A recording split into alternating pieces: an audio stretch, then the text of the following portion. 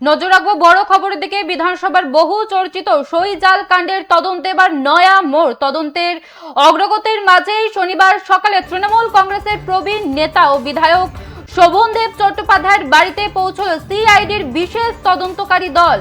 নজর রাখছি বড় খবরের দিকে। বিধানসভায় বহু চর্চিত সই জাল কাণ্ডের তদন্তে এবার নয়া মোড়। তদন্তের অগ্রগতির মাঝেই শনিবার সকালে তৃণমূল কংগ্রেসের প্রবীণ নেতা ও বিধায়ক শোভনদেব চট্টোপাধ্যায়ের বাড়িতে পৌঁছল সিআইডির বিশেষ তদন্তকারী দল। প্রায় আধ ঘন্টা ধরে তার বয়ান রেকর্ড করেন তদন্তকারীরা। সিআইডি সূত্রে খবর, শনিবার সকাল 11:30 নাগাদ ভবানী ভবন থেকে 6 সদস্যের একটি বিশেষ দল একাধিক নথি, দলিল ও প্রাসঙ্গিক কাগজপত্র নিয়ে ভবানীপুরে শোভনদেব চট্টোপাধ্যায়ের বাসভবনে পৌঁছায়। সেখানেই তাকে বিভিন্ন বিষয়ে প্রশ্ন করা হয় এবং তার বক্তব্য নথিভুক্ত করা হয়।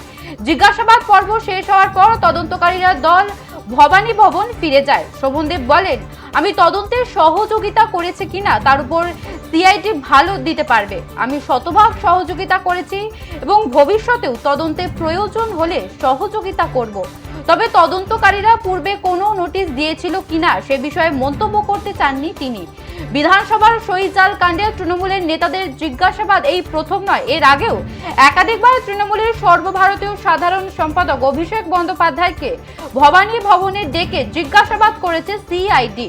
পাশাপাশি কুণাল ঘোষ সহ দলের একাধিক নেতা ও বিধায়কের বাড়িতে গিয়ে তদন্তকারীরা নোটিশ দিয়েছে এবং তাদের বয়ান সংগ্রহ করেছে।